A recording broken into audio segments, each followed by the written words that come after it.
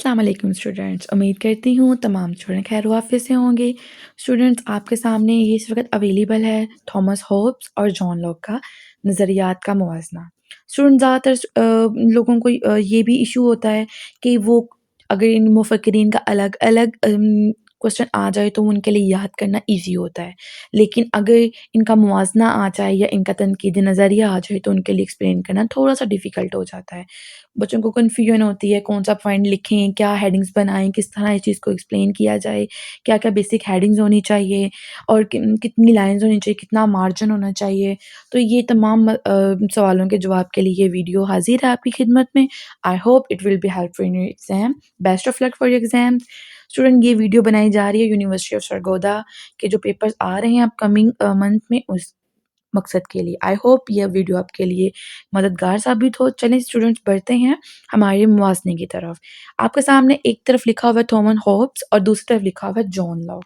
Students, ये basic कुछ headings हैं जो कि आपने ज़रूर याद करनी है। इससे ज़्यादा भी आप एक्सप्लेन कर सकते हैं, लेकिन स्टूडेंट इस वक्त 7 हेडिंग्स हैं, ठीक है, और आपने इनको अच्छे तरीके से याद करना है। आप चाहें तो इनकी सब हेडिंग्स भी बना सकते हैं, लेकिन ये बेसिक 7 डिफरेंस हैं जो थॉमस होब्स और जॉन लॉक के नज़रिए में डिस्टिंग करते हैं, यानी फ़र्क को वाज़िह करते हैं। ठीक है, सबसे पहले आपके सामने है इंसानी फ़ितरत।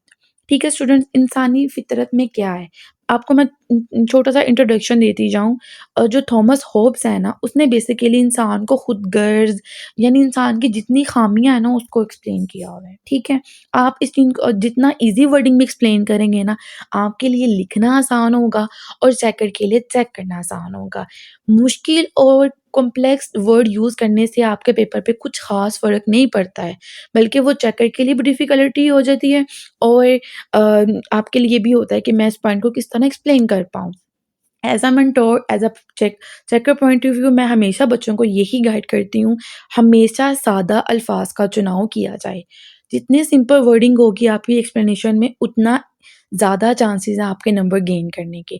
बजाय इसके कि आप चेकर को कंफ्यूज कर दो और चेकर को जब कुछ समझ नहीं आएगा तो वो पेपर में कुछ पॉइंट कट नहीं करेगा, पूरे का पूरा क्वेश्चन ही कट करेगा, और नॉर्मली ऐसा ही होता है। तो काइंडली आसान अल्फाज का चुनाव करें और इस तरह एक्सप्लेन करें कि एक दफ़ा रीड करें चेकर तो उसको समझ आ जाए आपका पॉइंट ऑफ व्यू, कि आप कहना क्या चाह रहे हैं या कहना क्या चाह रही हैं। चलें जी, बिस्मिल्लाह करते हैं, क्वेश्चन की तरफ आते हैं। एक तरफ है इंसानी फ़ितरत, ठीक है, सबसे पहले आपने एक तरफ थॉमस होब्स लिखना है, दूसरी तरफ जॉन लॉक लिखना है।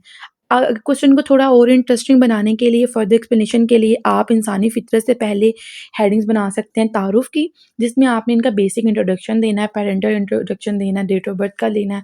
ठीक है, ये याद कर लीजिएगा। कम से कम 8 ऐसे मुफक्किरीन हैं वेस्टर्न पॉलिटिकल थॉट्स में, इनका आपने बेसिक इंट्रोडक्शन ज़रूर याद करना है।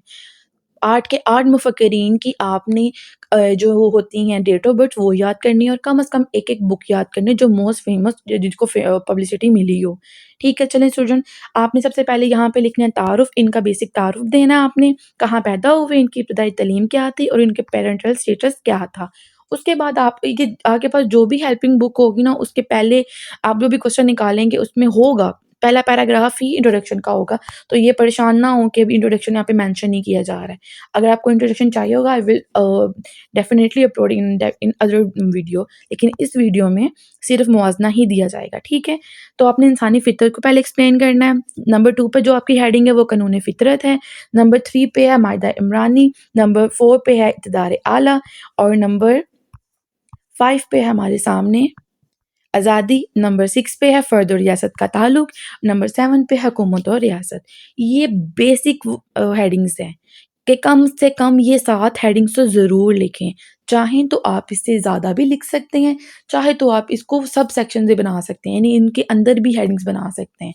लेकिन अगर आप चाहते हैं, अगर आपके पेपर में ये क्वेश्चन आ गया है और आप चाह रहे हैं इसको अटेम्प्ट करना, ठीक है, तो कम से कम ये 7 हेडिंग्स तो ज़रूर लिखनी है।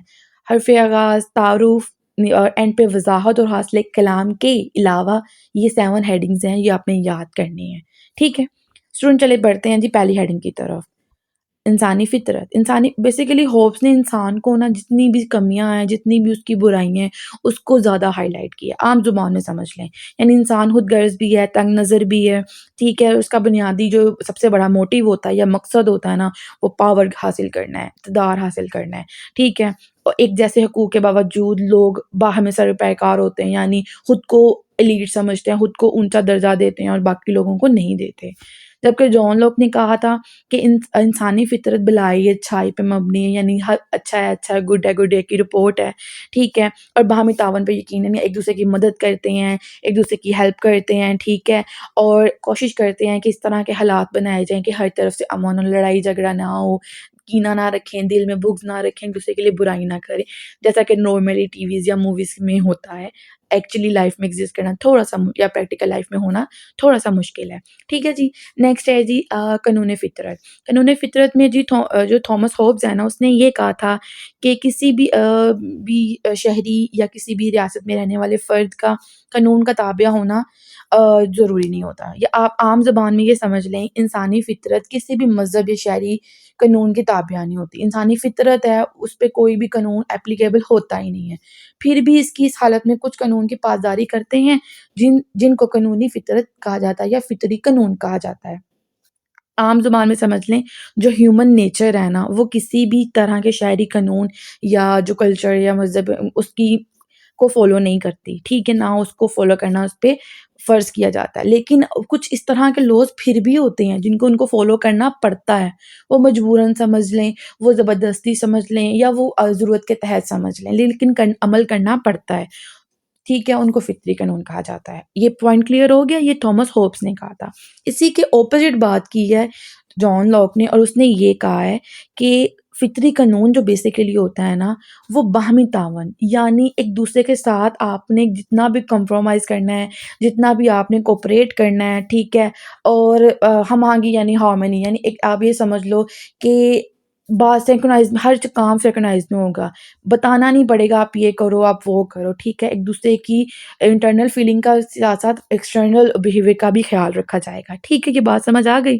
اور ہر طرف امن کی ہوا، یعنی لڑائی جھگڑے نہیں ہوں گے، ہر طرف پرسکون ماحول ہوگا، ٹھیک ہے، اور ریاست کا قیام، لوگ امن کی زندگی بسر کریں گے۔ نارملی جو آپ ایک کوئی بھی ٹیپیکل مووی دیکھ لیں یا ڈرامہ دیکھ لیں، ٹھیک ہے، اور جہاں پہ سب اچھا گزر رہا ہے، لوگ بہت اچھے ہیں، تعاون کر رہے ہیں، ہیلپ کر رہے ہیں، تو آپ وہ ایزیلی 4-5 لائن اس پہ ایکسپلینیشن میں لکھ سکتے ہیں، ٹھیک ہے اسٹوڈنٹ۔ نیکسٹ ہے جی معاہدہ عبرانی۔ معاہدہ عبرانی ہے جی، یہاں پہ ان بیسیکلی بتایا ہے کہ خوف دہشت سے تنگ آ کر نا انسانوں نے ایک پرامن معاشرے کی داغ بل ڈالی، ٹھیک ہے، یعنی وہ انسان سے نا آپ کام 2 طریقے سے کروا سکتے ہیں۔ میں تھوڑا سا ایکسپلین اس لیے کر رہی ہوں کہ آپ کو نا چیز یاد رہ جائے، یا تو آپ اسے پیار سے کام کروا سکتے ہیں، یا انسان کو آپ ڈر کے یا خوف یا دہشت سے کروا سکتے ہیں۔ تو جو تھامس ہوبز ہے نا، اس نے دہشت اور خوف والے پوائنٹ کو زیادہ ہائی لائٹ کیا۔ اس نے کہا جی اگر آپ نے انسان سے کام کروانا ہے نا، تو پھر آپ ڈنڈے کے زور پہ ڈر سے ہی کروا سکتے ہو، ادروائز کام نہیں ہو سکتا، ٹھیک ہے۔ یہ پیار کے پیر نہیں ہے لوگ، ان یہ ڈنڈے کے ہی ہیں، ان کو ڈنڈے کی زبان نہیں سمجھ آتی۔ عام زبان میں سمجھانے کے لیے میں آپ کو بتا رہی ہوں، یہ ورڈنگ کو تھوڑا سا ذرا پراپر وے میں آپ لکھ سکتے ہیں ایزیلی، ٹھیک ہے۔ جبکہ جان لاک نے اس کا اپوزٹ بات کی ہے۔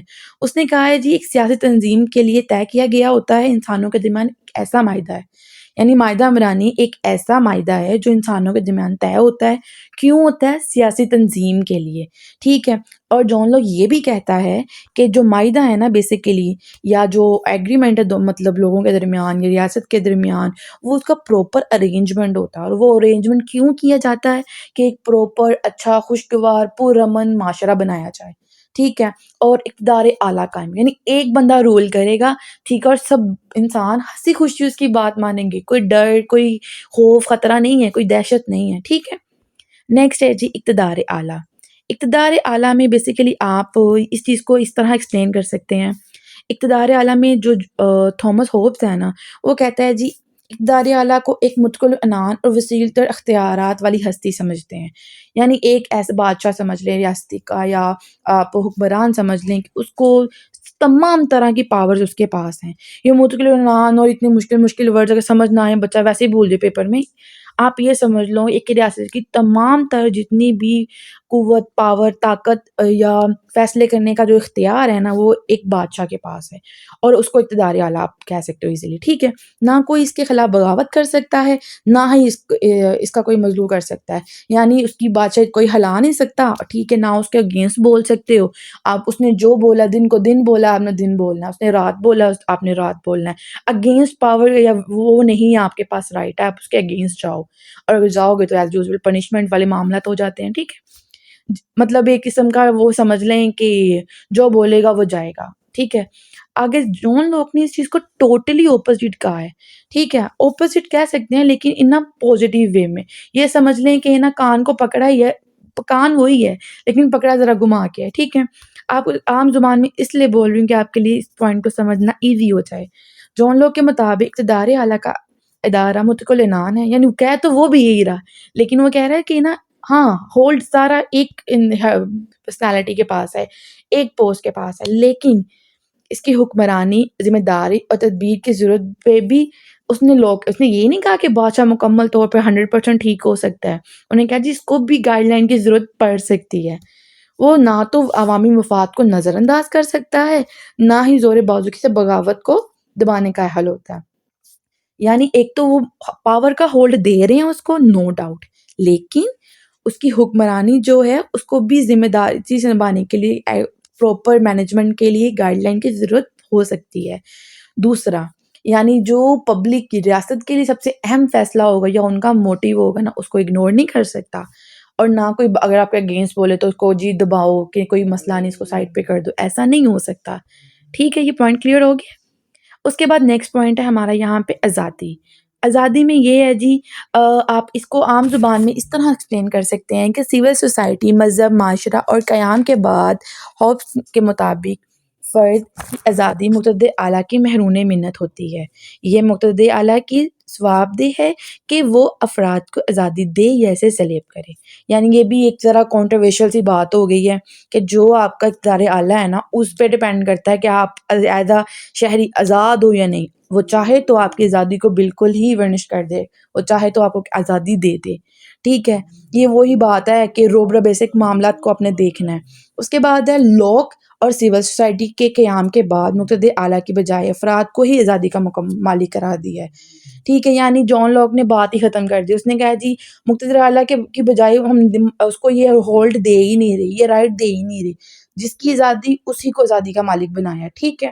اور اس بات کا کوئی پابند نہیں ہے کہ مذہب معاشرے کے قیام کے بعد ان کی آزادی مقتدر اعلیٰ کے گھر کی باندھی بن جائے، یعنی جو حکمران ہے یہ مقتدر اعلیٰ ہے، ٹھیک ہے؟ وہ آزادی کو بالکل بھی اپنا ذاتی حق نہیں سمجھ سکتا کیونکہ وہ اس کے ہولڈ میں نہیں ہے، ٹھیک ہے؟ یہ آزادی والا پوائنٹ کلیئر ہو گیا۔ نیکسٹ ہے فرد اور ریاست کا تعلق۔ اب ایز یوزول جو ہم پڑھ رہے ہیں تھامس ہوبز نے تقریباً جتنی بھی وہ ہے نا اسٹرکٹ باتیں ہیں ان کو ایکسپلین کر دیا، اس میں سے ایک یہ بھی ہے۔ جناب ہوبز یہ کہتے ہیں سول سوسائٹی کے قیام کے بعد افراد اپنے تمام تر حقوق اور آزادیاں مقتدر اعلیٰ کے سامنے سرنڈر کر دیتے ہیں، ٹھیک ہے؟ مطلب سرنڈر کر دیتے ہیں، ٹھیک ہے؟ مقتدر اعلیٰ جو ریاست کا والی ہوتا ہے اس بات کو یقینی بناتا ہے کہ ریاست میں بسنے والے تمام لوگوں کو تحفظ فراہم کیا جائے گا، اس کے لیے وہ کوئی بھی راستہ اختیار کرے حق بجانے میں ہوگا۔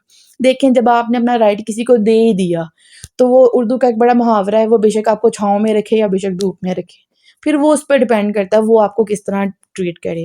تو یہ بالکل ایگزیکٹلی محاورہ اس پہ سیٹ ہو رہا ہے، جب آپ نے اپنا آزادی کا حق اقتدار اعلیٰ کو مقتدر اعلیٰ کو دے ہی دیا تو پھر اس پر ڈیپینڈ کرتا ہے وہ آپ کو دے، تحفظ پرووائڈ کرے نہ کرے، یا آپ جو بھی راستہ یا فیصلہ اختیار کرے تو پھر آپ وہ اپنے حق پہ ہوگا، پھر آپ اس پہ کوسچن نہیں کر سکتے ہاں جی آپ نے یہ کیوں کیا۔ سمجھ آ گئی اس بات کا؟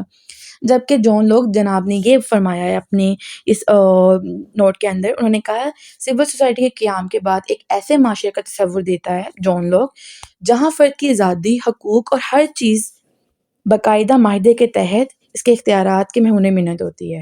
فرد کی ریاست پہ برتری کا اندازہ اس بات سے لگایا جا سکتا ہے کہ لوگ فرد کی بغاوت تک کا حق دیتا ہے، یعنی ٹوٹل اپوزٹ بات ہے۔ جب مقتدر اعلیٰ کے پاس کوئی رائٹ ہی نہیں ہے تو وہ کسی چیز کو نہ روک سکتا ہے نہ وہ جانے کا حکم دے سکتا ہے۔ ہاں آپ اس بات کا اندازہ آپ اس طرح لگا سکتے ہو کہ جون لوک نے ایک عام فرد کو کوئی بھی کامن جو بھی شہری ہے یا کامن آپ کا سٹیزن ہے اس کو حق ہے کہ وہ بغاوت کرے، بادشاہ کے خلاف بول سکتا ہے، حکمران کے خلاف بول سکتا ہے، مقتدر اعلیٰ کے خلاف بول سکتا ہے، تو یہ بغاوت کا حق اس نے دے دیا جو کہ بیسک رائٹ ہونا بھی چاہیے، ٹھیک ہے۔